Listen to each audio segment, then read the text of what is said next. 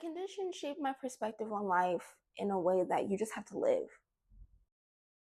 I've been in positions where I have almost lost my life multiple times, having a stroke, having many different infections, um, where I have been at death's door multiple times than the average person. And I've learned that if I keep myself in these crutches and allow myself to be, um, ooh, sorry, I don't want to cry. Um, allow myself to be tied down because of my illness, I won't live my life. And I'll always feel left out. And the only way for me not to feel left out is to just do it and to just live. That's the main thing that having sickle cell has taught me.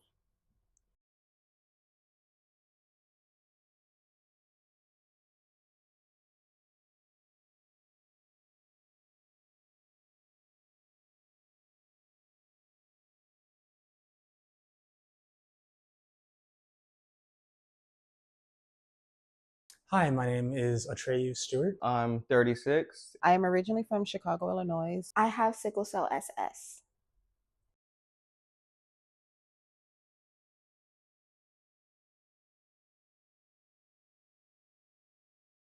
So, a normal day for me is admittedly different than it was about 2 or 3 years ago living with sickle cell now than it was then, because recently I have developed AVN in both of my shoulders and my hips.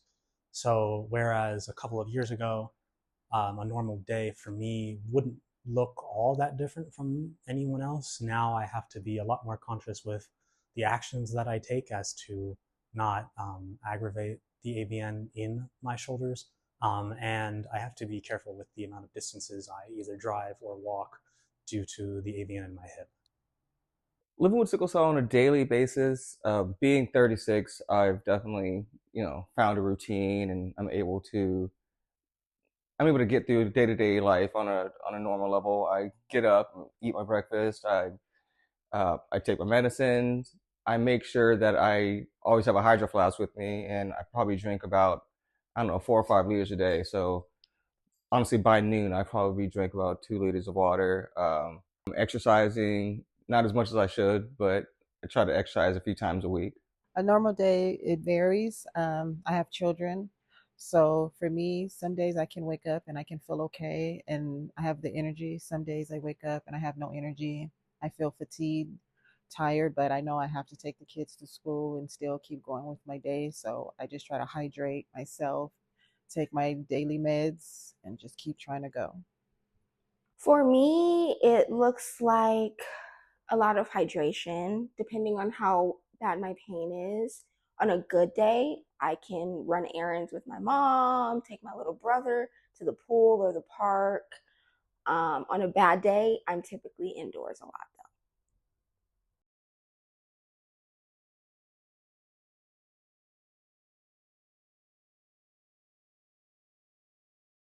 I can name a few times my illness made my life especially difficult. Um, I would say maybe the most recent difficult time that sickle cell has caused me was I was training to enlist in the army in uh, 2011, and no, 2015. And I was exercising. I was probably in the best shape of my life since high school, and I ended up having a sickle cell crisis that was so bad that my spleen ruptured. That caused me to be in a coma for about a month and a half, and afterwards I had to relearn how to walk. I had to go through physical therapy. It was just a tough time going through that, and then every day since then has been kind of a different struggle. My balance has never been the same. My just the way I walk is not the same anymore. That's obviously that took away my dreams of going to the military, but I still pivoted, and now I still work with people with disabilities themselves. So I feel like my life still kind of turned around that way, and that actually having sickle cell helps me deal with people at work with disabilities because I can empathize a lot better than I may with than other people may empathize because I know what it's like to struggle every day. with pain, with just being in fatigue, having a pain crisis. The average person, obviously you don't deal with pain every day, whereas me, out of a 10, I'm probably at a 6 or 7 when I wake up. So every day is just trying to manage living living a normal life, but also having to manage my pain, my just any other symptoms, my tiredness, just a lot of data, a lot of things, that a normal person doesn't think about, but sickle cell kind of takes a toll on our lives. With medicine, I can't go swimming in a regular pool like other people because the chlorine will get me sick, or I have to take care of how much water I'm drinking, or when I'm drinking water, or what I'm eating. Just and the weather may affect me much more than the average person, and something like a 10-degree shift, or going in humid weather, and super hot weather, that could just be hospitalization in a whole week of my life. Whereas for other people, just be an inconvenience. Being pregnant was a very difficult time for me with my sickle cell. I had my son at 7 months. It was difficult getting blood transfusions, going into the hospital numerous of times, and not being able to get pain medication because I didn't want it to affect my child.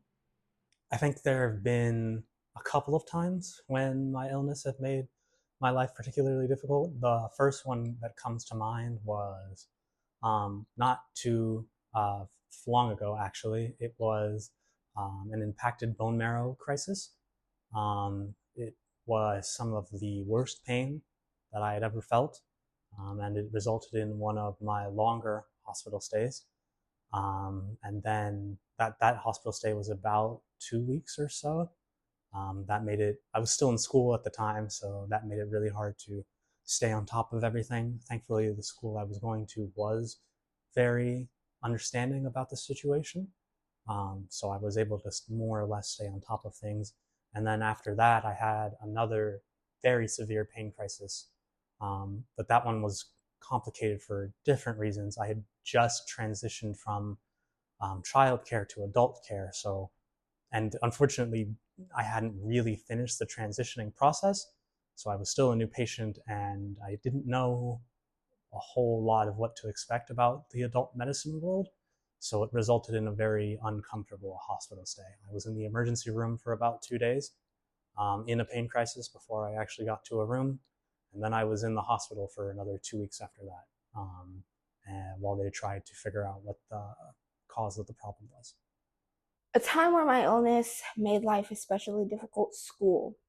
I would say high school especially. It was really difficult to be there all the time and present because I was in so much pain all the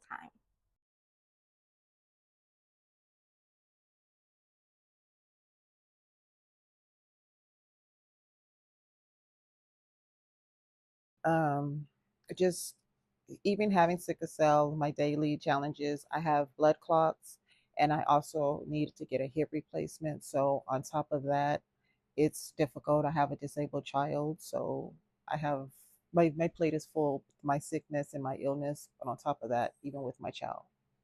I think some of the biggest challenges that not many people will realize is the temperature differences. That's something that we especially have to be aware of. Um, for example, I have a lot of friends that, especially living here in California, when it gets really hot, they like to have pool parties or go into the pool just for fun, which is not necessarily something that a person with sickle cell can do. Obviously, they can go into the pool, but we can't do it like how other people might do it and go into the pool, get out of the pool, dry off, and then go into the air conditioning house. That was actually how I got the first pain crisis I can remember, was doing that exact thing. Um, I wasn't super aware of it at the time. I was younger, and it was hot. I got in the pool, dried off, and then went into an air conditioned house, and I had a pain crisis just like that. And I think that that's a hard thing to not only spread awareness of as a sickle cell, or someone with sickle cell, but also to just remember as someone who doesn't have sickle cell, because it's never something that if you don't have it, you have to be aware of. Stamina. Stamina is a big one for me. I have a hard time keeping up. So a typical person could walk around an entire mall no problem. Me, just getting from the car to the door is a challenge. Simply getting up in the morning can be a struggle. Just I know that I'm sickling sometimes, or just my hemoglobin's low, just because I cannot get the energy to wake up, no matter how much breakfast I had, how much sleep I had. Sometimes it's being extremely tired, and just having the will to even get out of bed is tough sometimes. Um, Trying to mask the physical pain. Most of my pain is in my knees and hips, and so having just chronic flaring joint pains every day, all day, even if it's just a dull ache. The average person doesn't have to think about having these little being in a little bit of pain and still trying to manage being polite and courteous to everyone when you're screaming on the inside. I Like I said, I drink much more water than the average person does. I have to always stay aware of that. My blood pressure, the temperature, just a lot of small things that you have to take care of your health, and small things may add up add up a lot more than the average person.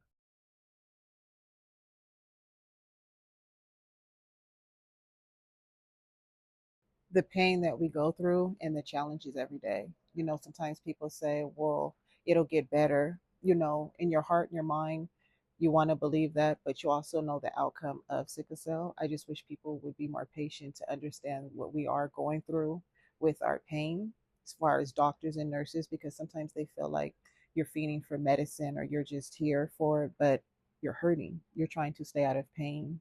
You want to ease the pain and hopefully get a rest, but people don't realize that. Sometimes they think it's a fiend or addiction. I think one thing that people could understand about people with sickle cell is that, just because it's an invisible disease, it's different for everyone. So you have to really listen to someone. I wish that uh, I wish that people just in the medical field, doctors, nurses, I wish they would listen to patients more, and realize, the pain that we go through, just and the stigma that comes along with having an invisible disease. That we're drug seekers, or we're not in that much pain, and when we go to the hospital, it's the last resort. We're truly struggling with our pain. We're truly struggling just with our everyday life. So I just wish that I wish people understood that sickle cell really does affect us in a lot more ways than just being in pain. Sometimes it leads to depression, from being sick and from being down all the time, from feeling alone. Um, yeah, I just wish that people just had more empathy and listen, and that could affect. I mean, that could help everything, not just people with sickle cell. I would say the severity of the pain that we can undergo. And I mean more so in terms of the medical world specifically. Whenever I tell friends or family members that I'm undergoing a pain crisis, um, they probably know a little bit of what that's like. They obviously can't understand the true severity of the pain, nor do I really expect them to. But who I do expect to understand is the hospitals. Thankfully, they have gotten much better. But I know from the experiences of other sickle cell warriors that when they go into hospitals asking for pain medication due to pain crises, um, they can be discriminated against due to the hospitals thinking that they're just looking for the medicine to get high. And having undergone such severe pain crises, I can't imagine what it would be like to be in that type of pain and then be denied the medication for a reason like that.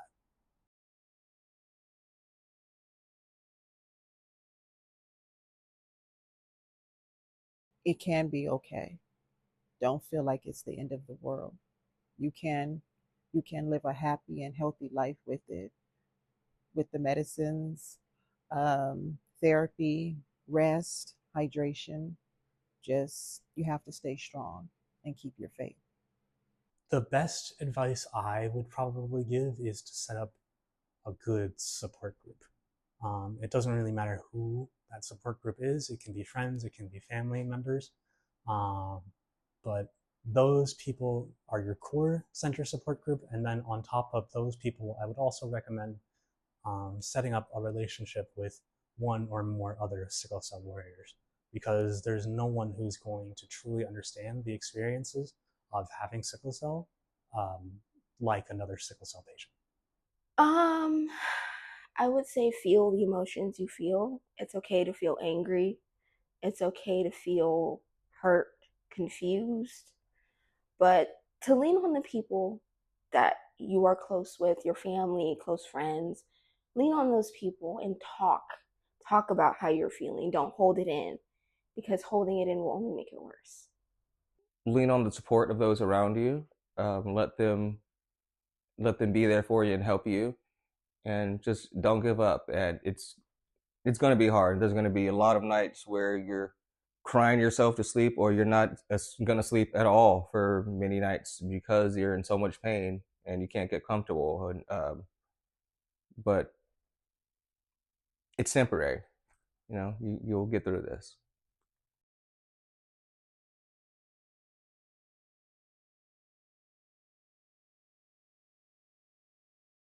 My hopes for the future would be an easily accessible global cure.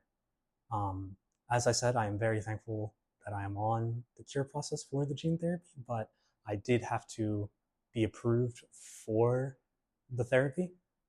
And I know that there was a non-zero chance that I could have been declined treatment.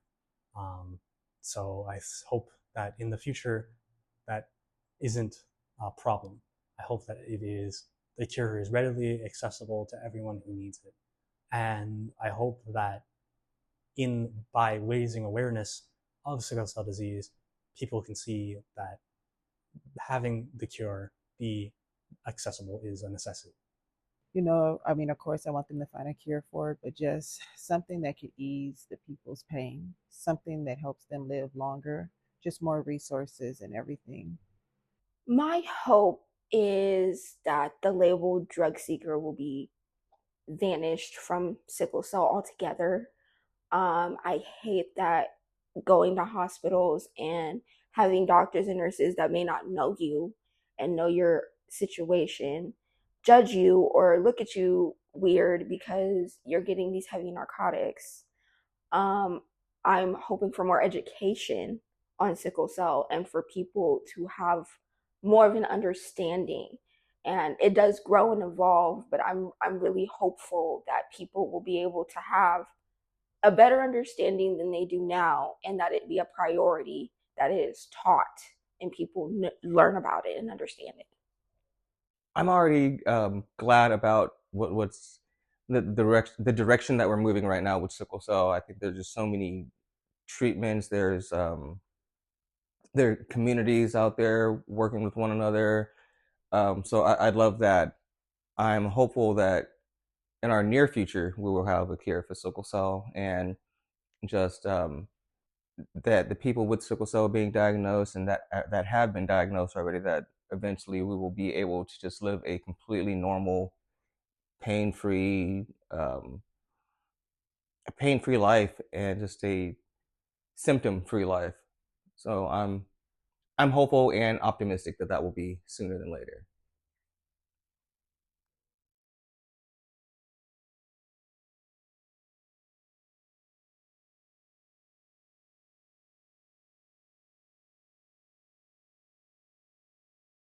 Hi, I'm Kiki Shepard, and I'm the founder and the Chief Executive Officer of the KIS Foundation Incorporated, whose mission is to improve the social health and quality of life for those diagnosed and living with sickle cell disease. Hi, my name is Byron Scott from Inglewood, California.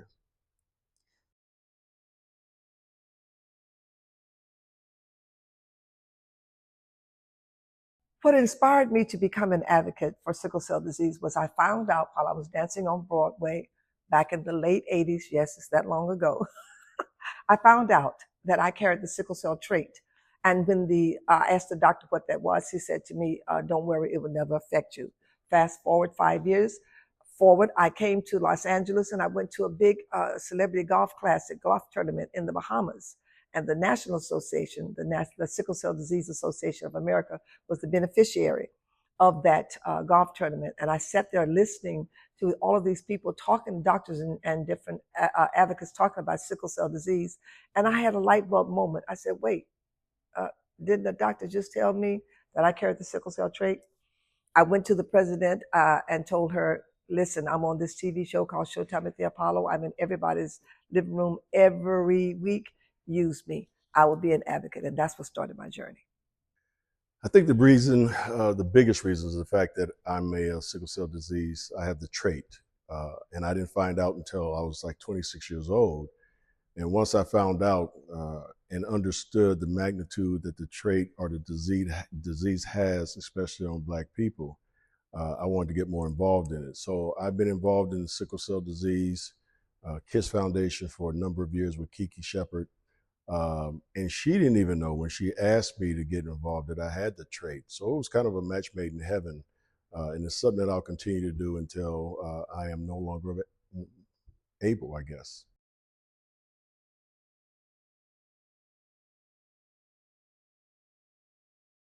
I advocate, I raise awareness, I bully people, I beg, because being an executive director or founder of a 501c3, we are a nonprofit.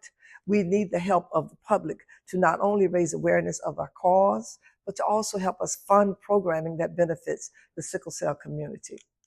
The work in this space, this is pretty much the only space as far as doing it, for Kiki Shepard and the KISS Foundation.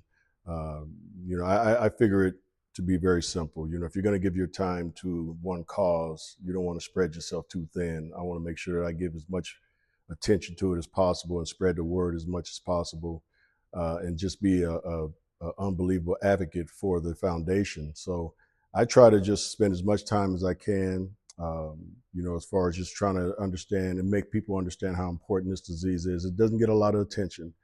It doesn't get a lot of attention like cancer and some of our other diseases, but it's one of the most, or the leading cause of death, especially among Black and brown people. So it's something that I think we have to continue to make people aware of, because it is something that's very, very deadly in our communities. And again, I'm gonna continue to be an advocate for it, because I think it's very important.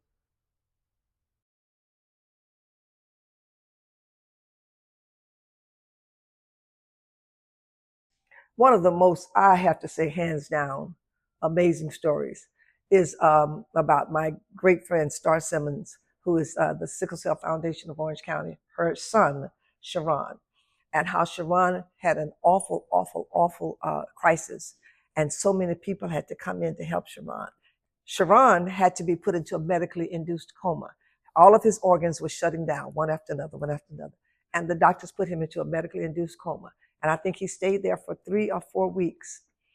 The thing that was just so amazing is that when Sharon was brought out of that coma, he opened his eyes and he looked at his mother and he said, "Hey, mama."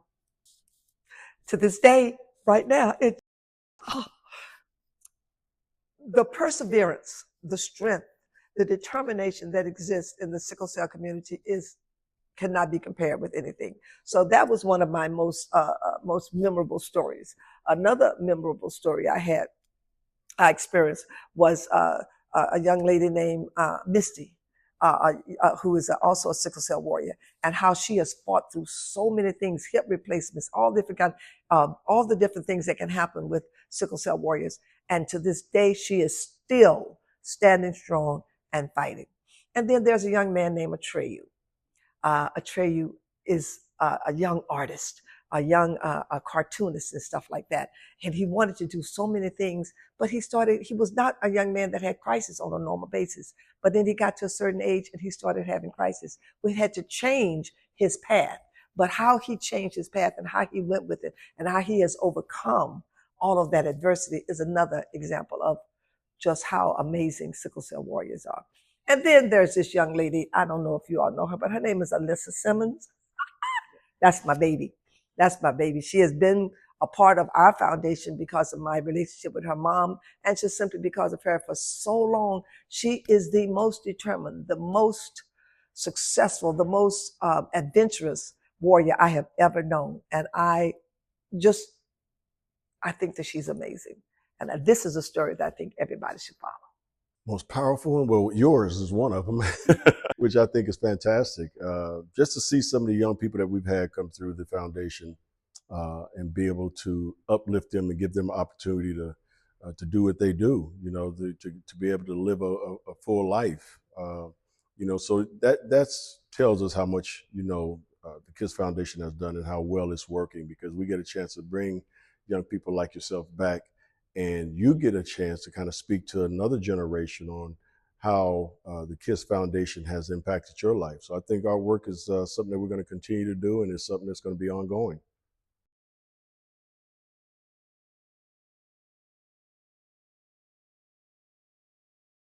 I think it's twofold, honestly. I think that sickle cell does not receive the same focus and the same funding as other causes, simply because, well, I think it's twofold.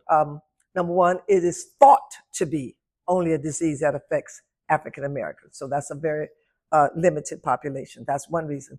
But the other reason also is because it's a medical cause. And people often don't want to really delve into anything medical, except for things like cancer, things like diabetes, those big things that affect the whole entire population of the world. But because it's medical, it's often hard to get funding. And also because it's thought to be specifically about a smaller part of our population. But I tell you what, as soon as anybody finds out about it, they are immediately with it, because they understand that this is something that's hereditary.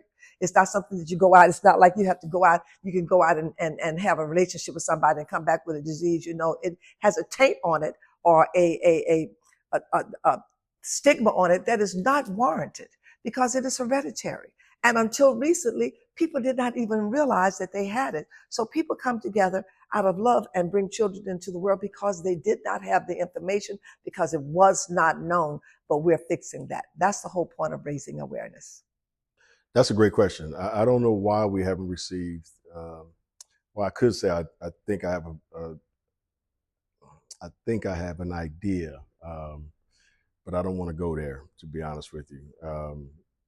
I think anytime you have a disease of this magnitude that is wiping out, a race of people, and I'm talking about Black and brown people, I always feel, I've been feeling for years that a little bit of that is because the government doesn't really give a damn about that happening.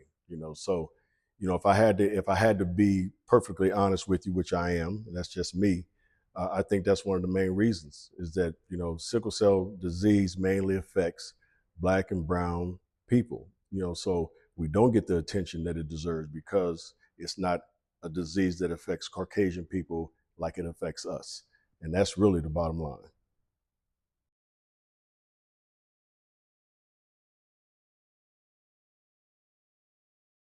It's always important that stories like these are shared publicly, because that is the point of education. When people know from the horse's mouth, per se, what it is like to live with sickle cell disease, they don't have to wonder. They don't have to listen to this or read that or go to the internet. They're getting it from the person that's living with it. And that is the best form of education you can have, the real, true stories. And that's how you grow. That's how you grow. You never know. You could be telling a story to one of your friends. Your friends go home and tell their uncle or their auntie or their dad or somebody. That dad, auntie, uncle, whatever, could be somebody really big in a corporation that can provide funding to NIH, to the Sickle Cell Disease Association of America, to the Sickle Cell Foundation of Orange County, to the KIS Foundation, simply because that person heard that story and told it at home. That's why I always say, talk about this. Young people, talk about this. Talk about how it affects you. Talk about your friends, because you don't know who you might be saying something in front of that can make a major difference. So please, let's talk about it. Let's keep our families educated. And I would like to implore the Hispanic, the Asian, the Mediterranean communities, and the Caucasian, the white communities as well, because it is hereditary. And nobody tells anybody who to join with these days. Everybody, anybody can get sickle cell disease. Anybody. And once it's in the bloodline, it's a matter of controlling, and knowledge is what allows you to know. I do not begin to attempt to tell anyone how to live, what to do, who to be with. I just like you to do it with knowledge. Well, I think it's important because, again, we got to get the word out. The more we talk about it, the more people will start paying attention to it. So, again, stories like these are extremely important. And there's so many more people that have the sickle cell disease and the sickle cell trait like myself. And we just need them to be advocates for the disease as well and just talk about what that disease has done for you or is doing to you and some of the things that you need to do to continue to live a nice, healthy life.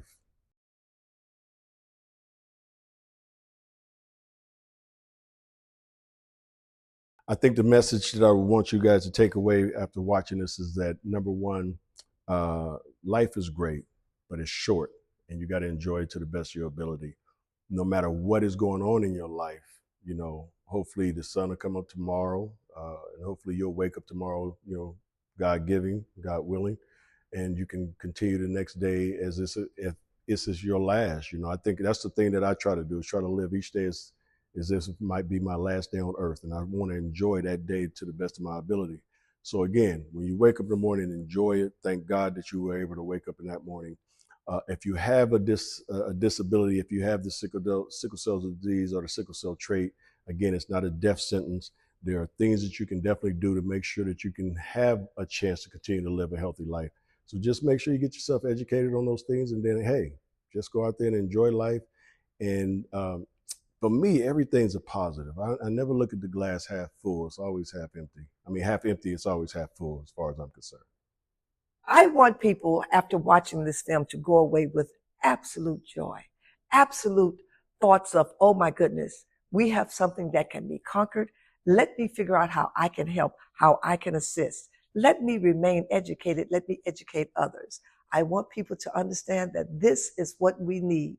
Education through film, television, books, however, education or raising awareness and advocacy is what is going to make the difference in the lives of those that are diagnosed and living daily with sickle cell disease.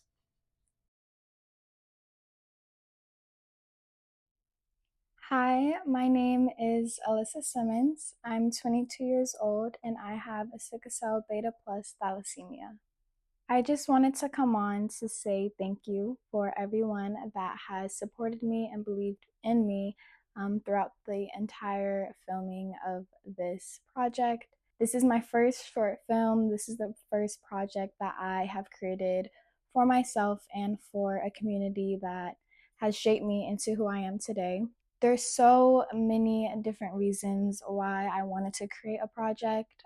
So I really feel like I made this as a gift to myself and also just to the community and people that you've heard spoken throughout this whole project. I think a lot of times in the media, when sickle cell is portrayed, it's usually not really depicted in the best way. In some shows, you'll see people still represented as drug seekers or as someone that's less able as the next person. And that really just isn't the reality of what living with sickle cell is. So I really hope that after hearing all of the stories, all of the perspectives, experiences that you heard today, that it shifts your understanding of what sickle cell is. This is a condition that has impacted more than 8 million people in the world. So it definitely is something that is a lot more prevalent than you might imagine. Although you don't hear about people with sickle cell very often because it is an invisible disease, it's still something that impacts us on a daily basis, whether or not we may show it. So I really hope that after watching this project that your awareness about this illness has changed and also just your understanding and empathy as a person.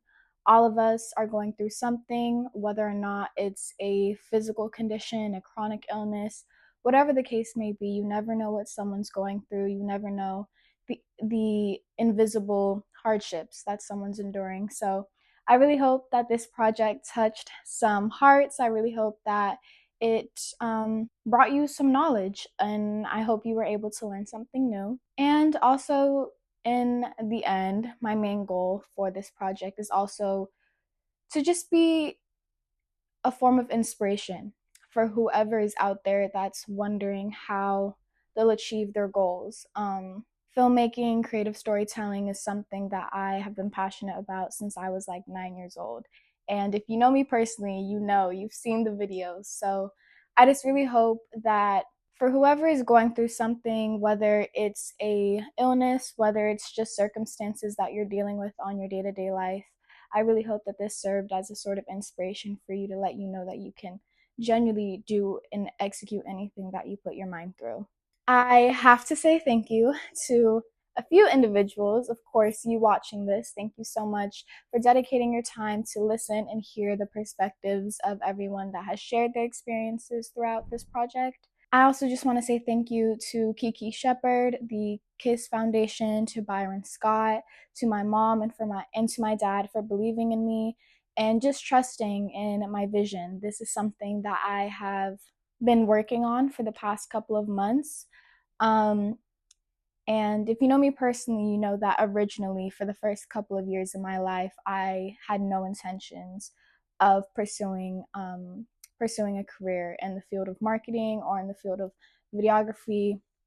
It's always just been something that I love to do, and it was a passion for me. And I don't think I ever saw the day coming that I would be able to actually showcase my skills and my passion and my love for this as an art. So I'm very thankful for them. And of course, I'm thankful for every participant that was willing to share their stories. It's not every day that people living with sickle cell are able to authentically express how they feel. Even though we go through pain on a day-to-day basis, it's not really something you want to share publicly because you never want to be seen as weak or incapable as the next person. So I'm thankful that I was able to create something that gave these individuals a sort of platform to be outspoken about the experiences that they have, the struggles that they have to deal with on a day-to-day basis, and the goals that they have for our community and for the goals that we have just for the future of sickle cell awareness, of advocacy, of treatment, of funding, whatever the case may be. So thank you so much to my brother, Sharon Simmons, who honestly has been my inspiration since I was born. I literally consider him to be my hero. I'm so in awe and inspired by his strength, his perseverance. So I'm very thankful that he was willing to support me and be a part of this project. I'm thankful to Shayla Rucker, to Atreyu Stewart, to Esther Thompson, again to Kiki Shepard and Byron Scott for dedicating their time to talking about why they do the work that they do. We need more people like them in our community that are willing to actually speak up about a cause that doesn't receive the recognition that it deserves. So I'm very thankful to all of them, all of the people that I just mentioned, and of course, again, to you for dedicating your time to watching this film. I love you all. Thank you so much for believing in me and for supporting me and for watching this film in its entirety. I hope that you will see me again. Actually, that's not a hope. You will see me again, but I'm looking forward to seeing how this project will allow me to grow into a more successful filmmaker in the near future. And lastly, just to anyone who is enduring any sort of adversity, any hardship, medically, mentally, emotionally, whatever the case may be, I hope you know that you're loved. I hope you know that there's probably plenty of other people in this world that are enduring similar circumstances that you are. So know that you're not alone, know that you're supported, and remember that whatever you're enduring, it's temporary.